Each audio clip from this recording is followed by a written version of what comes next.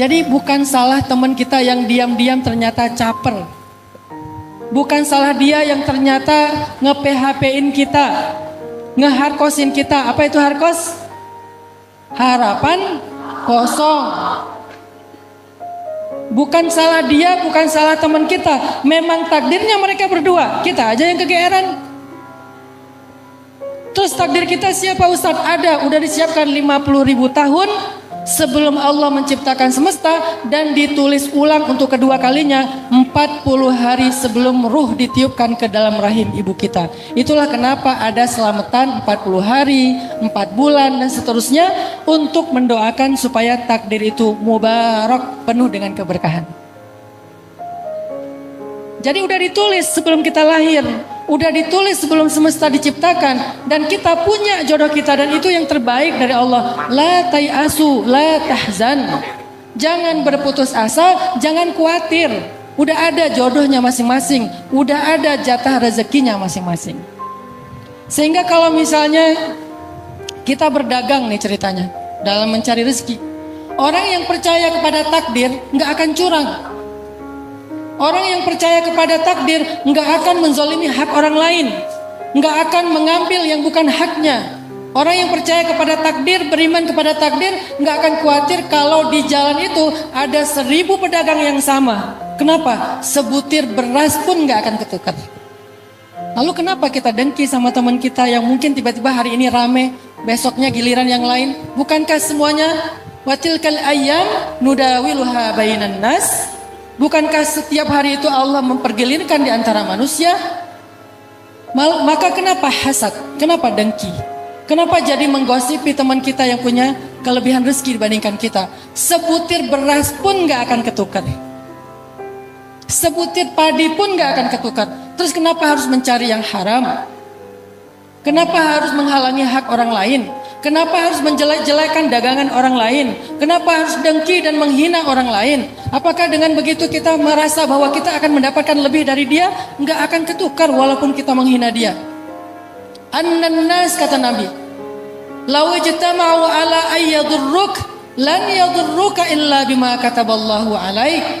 Walau ijtama'u ala an yanfa'uk lan yanfa'uka illa bima kataballahu lak." Manusia kalau mereka berkumpul pengen nyusahin kamu, pengen menyulitkan kamu, pengen mencelakai kamu, lan yadurruk, mereka nggak akan bisa mencelakai kamu, merugikan kamu walaupun sedikit, illa bima kataballahu alaik, kecuali sesuai dengan apa yang Allah tuliskan atasmu. Jadi kalau ada orang yang semuanya ngejelek-jelekin kita, terus kita kayak jadi insecure, ada nggak ya laki-laki yang mau sama saya? Setiap yang datang belum masuk ke gerbang rumah udah jelek-jelekin sama tetangga. Awas di situ ada anjing galak. Awas mertuanya atau ibunya, ayahnya itu orangnya galak banget. Orang tuanya itu arogan, orang tuanya itu pemarah, temperamen. Awas perempuan itu orangnya nggak bisa dipercaya. Semua manusia menjelek-jelekan kita, lan yadurruk, nggak usah khawatir. Itu tidak akan membuat kita jelek di mata Allah atau di mata orang yang akan menjadi jodoh kita, kecuali dia memang bukan jodoh kita. Nggak ada yang bisa merubah teman-teman. Sehingga ayat ini, hadis-hadis tadi ngajarin orang beriman itu harusnya orang beriman itu punya yang namanya aman, iman aman hasilnya. Karena dia beriman, dia ngerasa aman, nggak merasa terusik, nggak merasa khawatir, nggak merasa galau, tidak menjadi orang yang larut dalam humum atau hammun, tidak juga dalam hazanun, tidak sedih dan tidak khawatir. Kenapa? Karena dia beriman kepada ketetapan Allah. Itulah yang diajarkan surat Hud ayat ke-6. Mustaqarraha wa mustauda'aha, di mana tempat tinggalnya, di mana tempat rezekinya. Kadang-kadang jaraknya jauh. Saya pernah ya dari Bandung ke Cirebon. Satu hari Minggu, udah lama banget saya nggak jalan sama anak-anak. Pas hari itu saya bilang ke anak-anak, yuk kita jalan-jalan yuk. Kemana? Mereka manggil saya Baba. Karena saya dulu kuliah di Mesir, menikah di Mesir, orang Mesir kan suka manggil ayahnya Baba ya. Jadi keikutan lah. Baba kita mau kemana? Kata anak-anak. Kalian mau kemana? Ya udah deh kita ke tempat itu aja yuk, Jam Matahari. Ada di salah satu pinggiran kota Bandung, Jam Matahari. Jadi jamnya itu kalau matahari condong ke satu sisi, dia akan menunjuk ke satu angka. Jam 1 siang, jam 2 siang, kayak gitu. Ya udah yuk, naik aja mobil ke arah Jam Matahari. Pas mau keluar dari tol, anak-anak bilang, aduh udah pernah ya, jadi nggak terlalu seru. Gimana kalau kita ke Ancol aja, arah ke barat. Akhirnya, jadi benar nih ke Ancol, ya lanjutin, nggak jadi keluar tol. Baru jalan sebelum sampai Cikampek, mereka bilang, tapi Ancol gitu-gitu aja ya. Gimana kalau kita cari pantai di daerah Indramayu sana? Kayaknya lebih virgin deh, nggak terlalu rame. Akhirnya balik ke kanan, menyusuri Indramayu. Nyari pantai, berhenti nggak ada yang bagus, berhenti nggak ada yang cocok. Akhirnya sampailah sore-sore kita di Cirebon, nyari empal gentong. Kebayang nggak dari Bandung nyari empal gentong ke Cirebon, mutar dulu ke Cikampek, dan dulu belum ada Cipali. Jadi lewat Pantura sampai ke Cirebon. Di Cirebon kita nggak sengaja mampir di sebuah warung yang ada di pinggir jalan. Di antara sekian banyak warung, pas mampir orang yang punya warungnya curhat. Untungnya waktu itu saya belum main sosial media, jadi dia nggak minta foto. Dia curhat. Dan curhatnya untungnya nggak direkam sehingga nggak viral. Dia curhat bilang apa? Ustadz, Pak, waktu itu kan nggak kenal ya. Pak, makasih ya udah mampir, dari pagi nggak ada yang datang ke warung kami. Akhirnya karena dia curhat, saya nggak tega. Selain saya makan bareng keluarga, saya bungkusin yang banyak supaya dia senang. Maka saya belanja lumayan banyak di situ. Kemudian kita lanjutkan perjalanan sampai di Bandung lagi, udah menjelang tengah malam. Hanya untuk makan empal gentong di Cirebon. Mustaqarraha wa mustauda'aha. Begitulah cara Allah. Pernah juga saya di mall. Di mall itu saya kayak mau lagi keluar dari mall, mau pulang, tapi salah ngambil jalan keluar. Pas saya salah ngambil jalan keluar, harusnya pintu utara, saya malah ke pintu barat. Saya ngelewatin satu toko di pojok banget. Dia lagi jualan kayak kaos-kaos cowok gitu yang ada tulisan-tulisan tentang sahabat Nabi, kata-kata bijak. Pas saya lewat, ini bagus nih kaosnya. Akhirnya saya belanja di situ. Saya berpikir, tempat dia itu nggak strategis, ada di pojok. Tapi bagaimana cara dia mendapatkan konsumen? Allah mendatangkan konsumen ke tempat dia dengan cara salah milih jalan keluar dari mall. Mustaqarraha wa mustauda'aha. Rezeki kayak gitu. Sering banget saya ngalamin. Saya pernah jalan ke daerah Bengkulu. Ada acara tablik akbar di Bengkulu, tapi bukan di kota Bengkulunya, agak di pedalaman sekitar 5 jam lah dari kota Bengkulu. Terus pas saya pulang, panitia nanya, Ustadz mau makan di restoran mana? Saya bilang, jangan restoran boleh nggak? Saya pengen makan makanan lokal di warung-warung kecil aja. Saya lebih suka makanan lokal daripada restoran yang udah mewah. Oh boleh Ustadz, nanti kita mampir aja di mana Ustadz berkenan. Jalan, tiba-tiba kita mampir di sebuah warung makan yang makanan Padang. Dan itu agak gede warung Padangnya. Pas mampir depan warung Padang, kita keluar dari mobil, saya ngeliat warungnya. Kalau warung Padang ada di mana-mana ya. Saya di Bandung juga udah pernah. Akhirnya saya belok sedikit ke sebelah warung Padang, ada warung kecil makanan lokal. Saya masuk ke situ. Ini kejadian setahun yang lalu. Pas saya masuk, mereka langsung pada gini. Saya langsung sebagai orang yang sering diajak foto langsung punya feeling. Kenal ini, kayaknya kenal ini. Dari mimiknya, dari gaya-gayanya nih kayaknya kenal. Pada gini-gini. Akhirnya saya duduk, topi saya giniin, gini aja. Terus pas saya ngomong, tuh kan kata mereka, ketahuan gara-gara suara saya.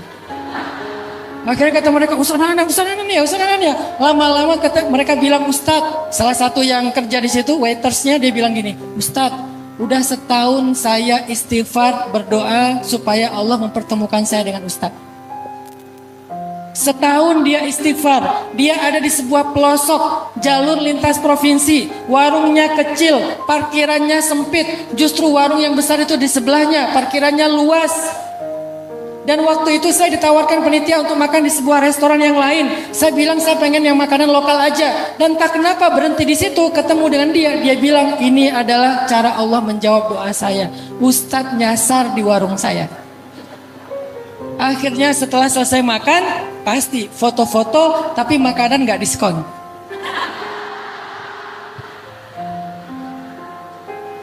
Artinya Allah memperjalankan saya. Subhanalladzi asra, Allah memperjalankan saya karena doa dia, bukan karena kesolehan saya. Dianya yang soleh, doanya yang mustajabah, istighfarnya yang tulus, sehingga Allah perjalankan saya. Padahal mustaqor rohanya ada di pelosok Bengkulu, sedangkan mustaudaahanya ada di Bandung. Bayangin, mustaqor roha di pelosok Bengkulu, mustaudaah di Bandung. Tapi Allah pertemukan semuanya fi kitabim mubin. Dan kejadian itu sering saya alamin. Mungkin sempat viral juga di YouTube. Seorang tukang gojek kan yang istighfar selama setahun, pengen ketemu sama Ustadz Hanan katanya. Kalau ketemu di taklim rasanya dari jarak jauh, pengen berdua, tapi kayak nggak mungkin. Siapa saya kata dia, tapi nggak berputus asa, istighfar aja. Suatu hari saya beres acara di masjid itu, saya telat dijemput sama keluarga. Akhirnya saya pesan Gojek. Pas dia di depan masjid, dia ambil. Dia pun nggak tahu itu saya. Pas saya datang, saya pakai, waktu itu lagi musim masker, saya pakai masker, pakai topi. Dia nggak ngeh saya itu. Terus dia kasih helm. Di sepanjang jalan dia cerita, dia nanya, Mas sering ngaji di situ? Sering, saya bilang. Iya, saya juga sering. Di situ ustadznya enak katanya. Saya ngerti kajiannya nggak terlalu berat. Siapa? Saya tanya. Ustadz Hanan Ataki. Oh iya. Mas suka ngaji ke beliau juga? Ya sesekali. Lama ngobrol. Lama-lama dia curiga. Mas bentar, kok suaranya beda ya? Selalu kedeteknya lewat suara. Jadi nggak bisa bohong kalau udah suara. Kok suaranya beda ya? Sebentar, pas berhenti di lampu merah dia lihat ke belakang. Pas ngeliat ke belakang, Mas ini Ustadz Hanan ya? Ya, saya bilang maksudnya astagfirullahaladzim. Heboh seperempatan itu. Orang-orang pada ngeliat semuanya, Ustadz Hanan. Pelan-pelan Mas, pelan-pelan, gak usah teriak-teriak. Itu sepeda Nabi Adam. Akhirnya jalan sambil dia agak-agak oleng, dia shock gitu. Ustadz, saya udah setahun istighfar pengen ketemu Ustadz. Sampai di rumah saya, dia minta foto, dia curhat. Itu hasil keajaiban istighfarnya dia. Mustaqorroh saya adalah di rumah saya. Mustaqorrohnya dia adalah di atas motor. Mustaudaahnya dia adalah di rumah saya. Tapi bisa ketemu. Allah punya cara. Fi kitabim mubin. Maka falimal ya'as. Kenapa harus berputus asa? Apa yang bikin kita sering berputus asa, galau, khawatir, bingung? Dan ekspresi berputus asanya adalah mencari jalan-jalan yang tidak halal. Dalam bab jodoh dengan pacaran misalnya. Kenapa pacaran? Karena takut diambil orang, Ustadz. Bukankah mustaqarraha wa mustaudaha sudah ada fi kitabim mubin? Kenapa nggak berani putus? Takut dia nanti jadian sama yang lain, Ustadz. Dia tuh favorit banget. Dia tuh adalah seorang atlet voli di kampung saya. Semua cewek-cewek sekampung suka sama dia. Bukankah mustaqarraha wa mustaudaha fi kitabim mubin? Baca ulang-ulang ayat ini, renungkan maknanya supaya muncul belief, iman dalam hati kita. Hasil dari iman itu aman. Hasil dari iman aman, itu asal kata yang sama, iman dengan aman. Jadi kalau kita nggak aman, kalau kita nggak stabil, kalau kita nggak tenang, pasti ada masalah dengan iman kita. Kalau mau mengukur, Ustadz, apakah saya termasuk orang yang baik imannya? Coba rasakan, aman nggak hati kita dari hal-hal yang nggak pasti dalam hidup? Kalau hati kita belum merasa aman, masih khawatir, masih galau, masih bimbang, berarti iman kita perlu diasah terus. Sampai dia tumakninah, sampai dia tenang, sakinah, sampai dia enggak muzabzabina baina dzalik. Tidak zilzal, tidak zulzilu, tidak zannu billahi dzunun, tidak berprasangka yang aneh-aneh. Muncullah ya ayyatuhan nafsul mutmainnah, itulah orang yang beriman. Makanya tadi saya katakan, orang kalau misalnya nggak beriman kepada mustaqarraha wa mustaudaaha, nggak beriman kepada kitabim mubin, nggak beriman kepada al-qadha'i wal qadar, hasilnya apa? Hasilnya putus asa. Putus asa itu ekspresinya kalau dalam masalah hubungan, pacaran. Kenapa pacaran? Karena dia berputus asa berharap kepada Allah, akhirnya dia ikhtiarkan sendiri. Akhirnya dia jaga sendiri. Akhirnya dia pegang sendiri hati orang itu. Padahal tidak ada yang mampu memegang hati siapapun, bahkan hati dirinya, semuanya ada di antara jemari Allah. Allah yang menggenggam, yang membolak-balikan hati manusia. Sehingga bahkan kita aja seringkali nggak bisa mengontrol hati kita untuk suka dan tidak suka dengan siapa. Saya ini adalah hasil takdir. Aslinya saya bukan tipe istri saya banget. Istri saya bilang ada 5 tipe laki-laki yang saya amit-amit nggak mau sama dia. Kelima-limanya ada di saya.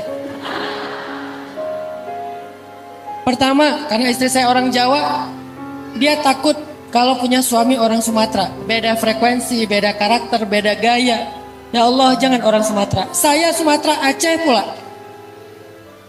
Yang ngomongnya itu mungkin karena sekarang alhamdulillah saya udah lama di Jawa Barat, di Sunda. Jadi orang pikir saya orang Bandung, aslinya Aceh. Muka nggak mungkin dibohongin ya. Nggak ada kan muka orang Sunda kayak gini ya. Mata dekok. Jadi dia bilang, ya Allah kalau bisa jangan orang Sumatera. Bukan masalah suku, masalah kecocokan, karakter. Pengen yang sefrekuensi lah orang Jawa. Lebih santun, lebih apa. Kalau marah itu dia diem. Kalau orang Sumatera marah ya ngomong aja biar cepat rilis. Tapi orang lain yang kemudian kena mental. Ya Allah jangan orang Sumatera, saya orang Sumatera. Ya Allah kalau bisa dia jangan terlalu warnanya itu agak terang dikit lah. Jangan terlalu dof lah, saya dof. Masya Allah. Yang ketiga, ya Allah kalau bisa jangan yang lebih muda dari saya, biar dia lebih dewasa, lebih matang. Saya lebih muda, walaupun gak jauh-jauh banget. Ya Allah kalau bisa dia jangan ustadz, dia takut. Kalau ustadz pokoknya adalah alasannya. Saya ustadz. Semua kriteria yang dia gak inginkan dari seorang calon suami, 5-5-nya ada di saya. Sehingga pas ketemu saya dia doa, ya Allah jangan yang itu ya Allah. Saya ketemu dia, saya doa, ya Allah yang itu aja ya Allah. Akhirnya jadi. Kenapa? Ustadz, doanya lebih mustajabah. Sebetulnya bukan itu. Sebetulnya mustaqarraha wa mustaudaaha. Yang satu di Aceh ujung Sumatera, yang satu di Tuban ujungnya Jawa Timur. Enggak ujung sih. Pokoknya Jawa Timur lah. Karena ujungnya kan Banyuwangi ya. Yang satu di ujung Sumatera, yang satu di ujung Jawa. Mustaqarraha wa mustaudaaha. Ketemunya di Mesir.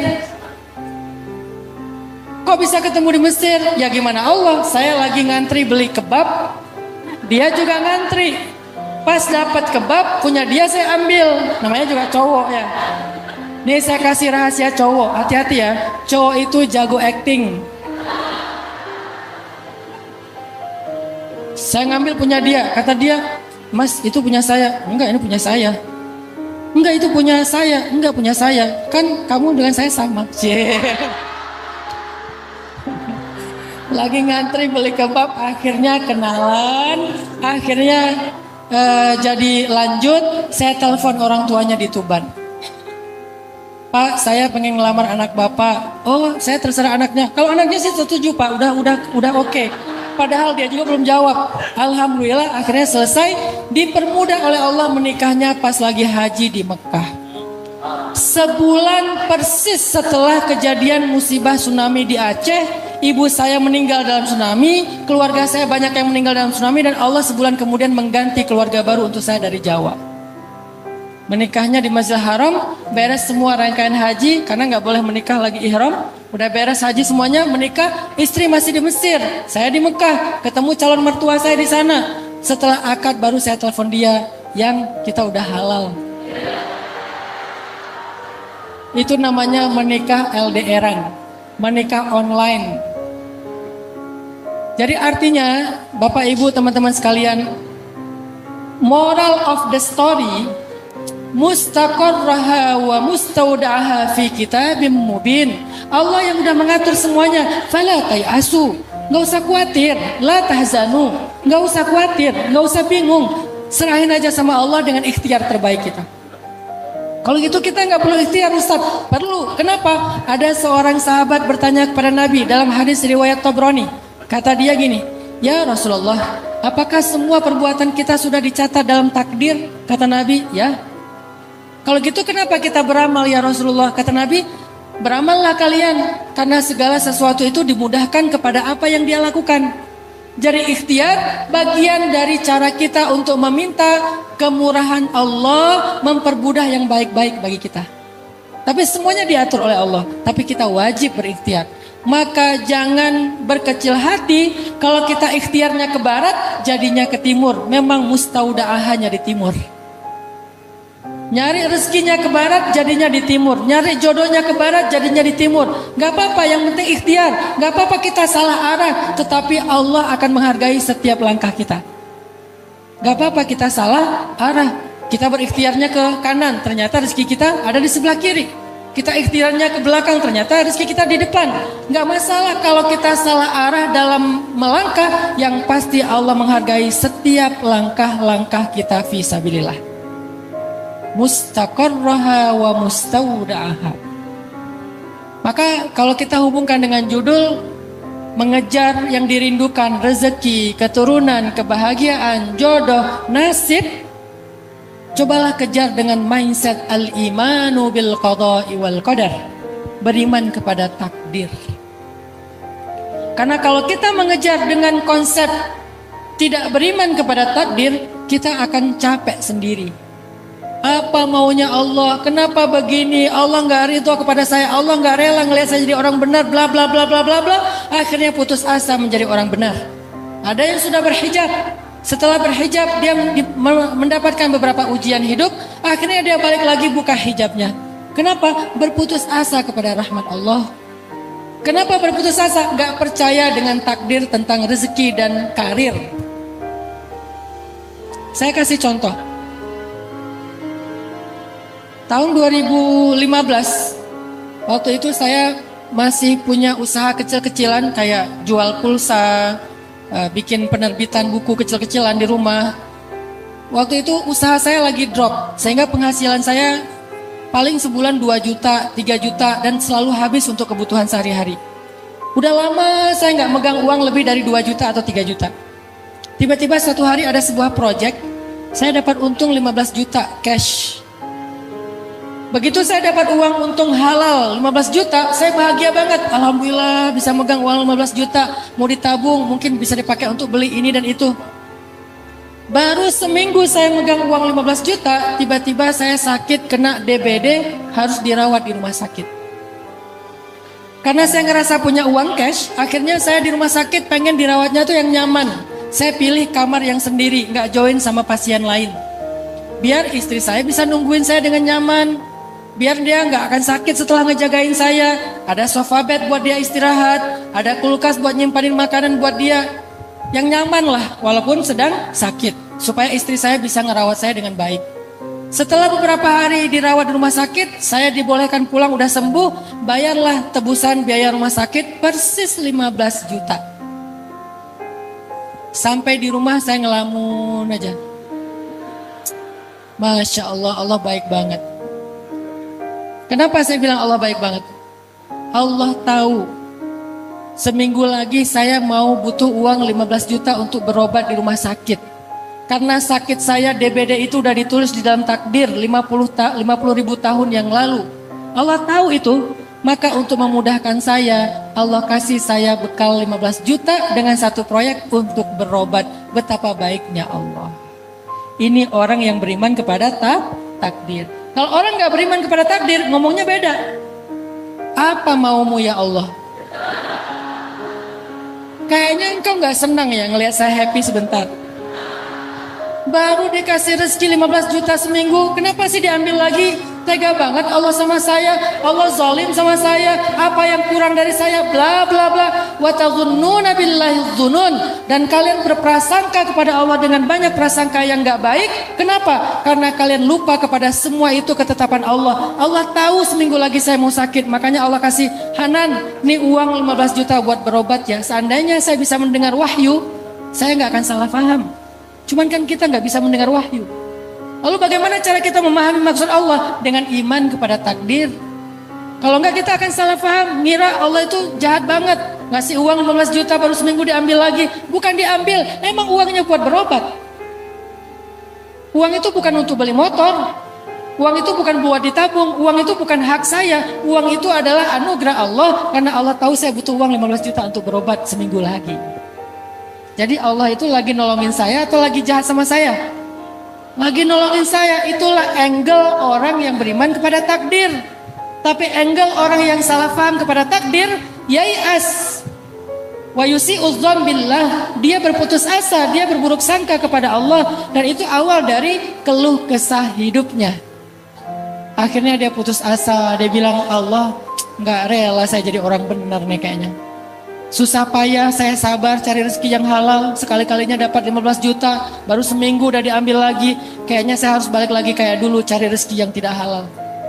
Itu orang yang berputus asa. Sehingga Rasulullah SAW dalam hadis riwayat Tabrani juga pernah bilang gini, ini hadisnya sahih, kata Nabi, al-imanu bil qada'i wal qadar yuzilul hamma wal hazan. Iman kepada takdir akan menghilangkan al-hamma wal hazan. Apa itu al-ham? Al-ham itu artinya rasa sedih, trauma, luka, long grieving process, berlarut-larut dalam kesedihan di masa lalu. Itu namanya al-ham, humum. Sedangkan al-hazan, rasa khawatir, rasa bingung, rasa takut, rasa galau, rasa bimbang tentang masa depan. Itu namanya al-hazan. Maka orang yang beriman kepada takdir akan sembuh luka masa lalunya, akan tenang menjalani masa depannya. Yuzilul hamma wal hazan. Itulah kenapa kita diwajibkan beriman kepada rukun iman yang keenam ini, al-imanu bil qada'i wal qadar. Wajib kita beriman. Kalau enggak, maka cacatlah iman kita. Dan itu enggak bisa dipisah-pisah. Beda sama rukun Islam. Rukun Islam kalau ada yang kita nggak bisa amalkan, maka dimaafkan. Misalnya kita nggak bisa haji karena emang nggak mampu. Kita nggak berzakat karena tidak memiliki kelebihan rezeki. Tidak sampai nisab, tidak sampai haul dan seterusnya. Oke, itu rukun Islam. Tapi rukun iman nggak ada satupun yang boleh kita tolak. Semuanya kita ambil. Dan kalau kita kaitkan dengan sifat wajib bagi Allah yang 20, Allah itu kudrat, iradat, ilmun. Allah tahu, Allah mampu, Allah mau. Jadi nggak ada satupun yang terjadi di luar Allah tahu, di luar Allah mampu, di luar Allah mau. Semuanya dalam ketentuan Allah. Itulah al-imanu bil qada'i wal qadar.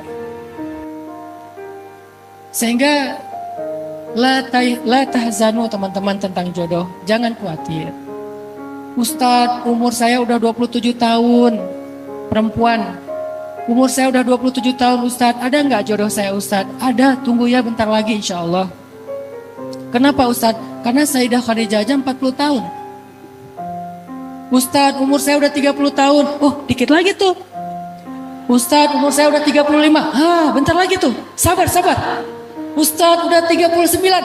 Nah, Ustadz udah lewat 45. Gimana Ustadz? Kan kita bukan Khadijah. Emang kita sesoleha Khadijah. Artinya la tayasu. Ada yang menikahnya baru ketemu dengan jodoh sejatinya di usia 60 tahun. Bisa. Ada yang di usia 25 tahun. Ada yang di usia 50 tahun dan seterusnya. Yang penting jangan khawatir. Ini baru 12 tahun. Aku punya jodoh gak ya? Baru 12 tahun, baru lulus SD. Udah mikirin jodoh. La tahzan. Gak usah khawatir. Jadi apa arti la tahzan? Bukan jangan sedih. Dalam konteks ayat itu adalah jangan khawatir. Kalau jangan sedih itu bukan al-hazan tapi al-ham. Ada seorang sahabat namanya Abu Umamah. Dia sering duduk di masjid sambil ngelamun. Padahal belum waktunya sholat. Sehingga Nabi datang pada dia terus nanya, ya Abu Umamah, mali araka fi masjidin min ghairi waqtis sholah. Wahai Abu Umamah, kenapa aku selalu menemukan kamu di masjid padahal bukan waktunya sholat? Ada apa ya Abu Umamah? Malham. Apa masalah kamu ya Abu Umamah? Jawaban Abu Umamah, humumun wa duyunun ya Rasulullah. Saya lagi sedih ya Rasulullah. Saya banyak hutang ya Rasulullah. Saya terjebak pinjol ya Rasulullah. Misalnya ya. Humumun wa duyunun ya Rasulullah. Terus Nabi bilang, ala u'allimuka kalimatin. Boleh enggak? Mau enggak aku ajarin kamu satu kalimat, satu doa. Nih semacam dikasih ijazah sama Nabi. Kalau kamu baca doa ini di waktu pagi dan petang, Allah akan menghilangkan humummu, sedihmu, dan membayarkan hutangmu. Apa itu ya Rasul? Kata Nabi, Qul Allahumma inni a'udzubika minal hammi wal hazan, wa minal ajzi wal kasal, wa minal jubni wal bukhl, wa min ghalabatid dain, wa qahrir rijal. Kata Abu Umamah, setelah saya mendawamkan doa itu setiap pagi dan petang, Allah pun menghilangkan sedih saya dan membayarkan hutang-hutang saya. Artinya apa? Ketika kita punya humum, maka humum itu obatnya di langit bukan di bumi. Ketika kita punya hazan, obatnya hazan itu di langit bukan di bumi. Maka jangan pergi mencari obat di bumi untuk semua penyakit dan keluh kesah hati, jiwa dan mental kita. Carilah di langit. Bagaimana cara cari di langit Ustaz? Mi'rajlah ke langit. Bagaimana cara kita mi'raj ke langit Ustaz? Letakkan jidat kita sejajar dengan kaki kita dalam sujud. Itulah mi'rajnya seorang mukmin kepada Allah. Sehingga dengan cara itulah kita mencari obat hati kita. Aku lagi sedih nih. Wudu, Allahu Akbar. Salat apa Ustaz? Boleh salat hajat, boleh salat taubat, boleh salat mutlak. Berapa rakaat Ustaz? Bebas, namanya juga mutlak. Allahu Akbar. Salat. Pas sujud, panjangin sujudnya. Doa, Ustaz nggak hafal doanya, nggak tahu bahasa Arab. Ya udah, nanti beres salat baru doa. Karena kan kalau di dalam salat kita ucapkan selain ucapan doa ataupun yang diajarkan oleh Rasulullah dan para ulama, batal salat kita. Maka setelah sholat, ya Allah, saya sedih. Barusan saya diputusin dengan cara yang sangat kejam. Dia bilang gini, ya Allah, kita jadi adik kakak aja ya. Saya daripada jadi adik kakak, mending jadi musuh ya Allah. Curhat sama Allah, munajat syakawa, wa tashtaki ilallah. Khawlah bintu Sa'labah ditolong oleh Allah karena suka curhat kepada Allah. Dan curhatnya direkam di dalam surat curhat. Apa surat curhat? Ada nggak surat curhat dalam Al-Quran? Ada, namanya suratul mujadalah atau mujadilah. Itu surat curhat. Ayat pertamanya tentang curhat. Qad sami'allahu qawlan lati tujadiluka fi zawjiha wa tashtaki ilallah wallahu yasma'u tahawurakuma. Sama Allah, ilmun sama Allah mendengar. Jadi obatnya di langit, minta sama Allah. Akhirnya Allah hilangkan humum, Allah hilangkan hazan, Allah hilangkan segala keluh kesah di hati kita. Tapi modalnya iman kepada Allah. Ada orang yang sudah berdoa tapi belum hilang humum dan hazannya karena tidak beriman kepada takdir Allah. Gak beriman kepada pengaturan Allah. Gak beriman bahwa Allah itu sayang sama kita. Allah itu dasarnya gak tegaan sama kita. Apa arti gak tegaan dalam bahasa Arab? Ra'fah. Dan sifat Allah atau nama Allah itu Ra'ufun, maha tidak tega. Rahmanun, maha pengasih. Apa arti maha pengasih? Gampang kasihan. Rahman, gampang kasihan, nggak tega. Udah Rahman, Rahim, Raufun. Coba kurang apa Allah itu sama kita? Dasarnya gampang kasihan, dasarnya sayang banget, dasarnya nggak tega sama hambanya. Lebih daripada sayang, nggak tega dan kasihan seorang ibu kepada putranya. Allah lebih dari siapapun. Kalau Allah kasih sayang kepada kita lewat manusia, itu cuma 1/1000.000 dari satu bagian kasih sayang yang dibagi rata. 99 disimpan Allah khusus untuk hamba-hamba yang Allah kehendaki. Jadi dasarnya Allah itu kasihan sama kita. Jadi kalau ada orang yang kasihan sama kita akhirnya nolongin, Allah lebih daripada dia. Kalau ada orang yang gak tegaan sama kita untuk menyakiti, Allah lebih daripada dia. Kalau ada orang yang sayang banget sama kita sampai berkorban, Allah lebih daripada dia. Maka kenapa kita sedih dan khawatir? Kenapa kita sedih dan khawatir? Kita punya Allah yang maha sempurna. Enak banget orang yang beriman itu. Makanya Nabi bilang, ajaban li amril mu'min, inna amrahu kullahu khair. Mukmin itu menakjubkan, mukmin itu hebat banget, mukmin itu keren banget. Semua urusannya baik. Semua urusannya baik. In asabathu sarra syakara fakana khairallah, wa in asabathu dharra sabara fakana khairallah, wa laysa dzalika li ahadin illa lil mu'min.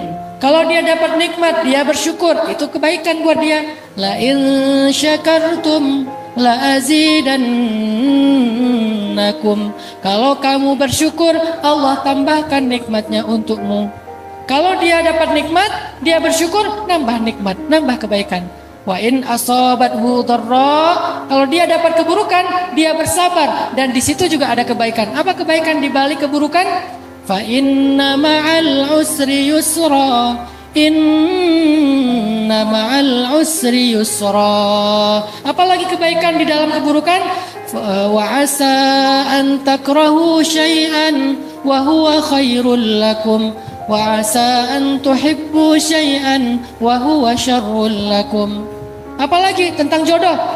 Wa ashiruhunna bil ma'ruf, fa in karihtumuhun fa asa an takrahu syai'an wa yaj'alallahu fihi khairan katsira.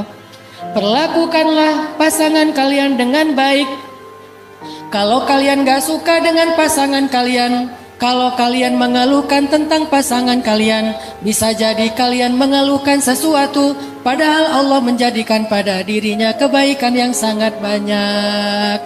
Artinya orang mukmin itu hidupnya inna amrahu kullahu khair, semuanya baik. Apa syarat biar semuanya baik? Iman. Percaya Allah maha baik, Allah maha sempurna, Allah maha penyayang, Allah maha pengasih, Allah maha gak tegaan, sehingga semua urusan hidup kita baik. Dapat musibah, di balik musibah ada kebaikan, bersama musibah ada kebaikan, dan orang yang sabar dapat berita gembira. Wa basyiris sabirin. Dari sisi mana kita dapat keburukan? Gak ada keburukan bagi orang yang beriman. Hanya orang yang kufur yang merasakan keburukan hidup. Semakin besar kekufurannya, semakin besar keluh kesah hidupnya. Semakin besar imannya, semakin besar bahagianya. Jaddidu imanakum. Perbaharui, recharging iman kita kepada Allah. Merecharging iman itu bukan cuma taklim kayak gini, tapi kita tafakur, kita ingat-ingat kebesaran Allah. Alam yajidka yatiman fa'awa wa wajadaka dhallan fahada wa wajadaka ailan fa'aghna. Bukankah itu bukti-bukti Allah sayang sama kita? Yang dicontohkan dalam kehidupan pribadinya Rasulullah SAW. Ma wadda'aka rabbuka wa ma qala. Allah gak pernah ninggalin kamu, Allah gak pernah bete sama kamu. Teman kadang bete sama kita, pasangan kadang bete sama kita, orang tua kadang bete sama kita, tapi Allah wa ma qala, gak pernah bete sama kita, gak pernah. Terus kenapa ada ujian musibah dalam hidup saya, Ustadz? Musibah ataupun ujian bukan tanda Allah bete. Kalau Allah marah, Allah nggak ngasih ujian dan musibah, Allah ngasih azab. Dan itu hanya berlaku kepada orang kufur. Orang mukmin tidak mendapatkan azab. Orang mukmin mendapatkan ujian ataupun musibah yang fungsinya cuma dua, untuk mengangkat derajat atau menggugurkan dosa. Dan dua-duanya bukti Allah sayang, bukan bukti Allah marah. Ada hambanya berdosa, Allah nggak mau dia nanti susah di akhiratnya. Karena di akhirat itu menebus dosa lebih susah daripada di dunia. Sementara amal ibadahnya kurang untuk membayar dosanya. Sehingga Allah kasih demam, Allah kasih sakit gigi, Allah kasih ujian, tertusuk duri jarinya. Apa fungsi semua itu? Untuk menggugurkan dosanya. Berarti Allah sayang sama dia. Sama kayak seorang dokter ketika sayang sama pasien, atau ibu ketika sayang sama anak yang lagi sakit, dikasih obat walaupun obatnya pahit. Jangan bilang ibu saya emang marah sama saya dikasih satu minuman yang pahit banget, emang dia gak suka sama saya dari dulu. Gitu nggak kita menyimpulkan? Enggak kan? Karena kita paham. Apakah kita paham maksud Allah? Ma'rifatullah, arif billah. Kalau kita ma'rifatullah, kita akan ngerti, oh pahitnya kehidupan itu obat untuk menyembuhkan, membersihkan luka-luka di tubuh saya, di dalam spiritual saya. Jadi Allah nggak pernah qala, nggak pernah benci, nggak pernah marah, nggak pernah bete sama kita. Ma wadda'aka rabbuka wa ma qala. Allah nggak pernah nge-live kamu, unfollow kamu, unfriend kamu, ninggalin kamu sendiri, apalagi bete sama kamu. Allah nggak pernah. Itu surat cinta banget dari Allah. Abdi, wahai hambaku, aku nggak pernah ninggalin kamu. Aku nggak pernah bete sama kamu. Aku sami'ud du'a. Sami', bukan sami'. Sami', arti sami', doanya berulang-ulang itu lagi sampai bertahun-tahun. Allah masih dengar dan Allah betah mendengar doa kita. Nggak pernah, itu kan udah kemarin. Nggak ada bahan lain ya. Nggak pernah kayak gitu. Sami'ud du'a, betah banget dengerin doa kita. Kita tuh harusnya beruntung banget teman-teman, punya Rabb, punya Allah yang maha sempurna. Falimal ya's wal hazan. Kenapa harus berputus asa dan khawatir? Semoga ayat ke-6 surat Hud bisa menjadi bahan renungan kita ketika iman lagi drop, ketika lagi galau. Ingat-ingat materi hari ini, coba tadabbur lagi, tafakur lagi, oh itu maksudnya. Sehingga dalam masalah jodoh, rezeki, apapun dalam hidup kita, ingat mustaqarraha wa mustauda'aha fi kitabim mubin. Semuanya diatur oleh Allah, dan Allah itu Rahmanun, Rahimun, Raufun. Sekurang-kurangnya 3 nama yang mulia itu. Barakallahu fikum, wallahul muwafiq ila aqwamit thariq. Wassalamualaikum warahmatullahi wabarakatuh.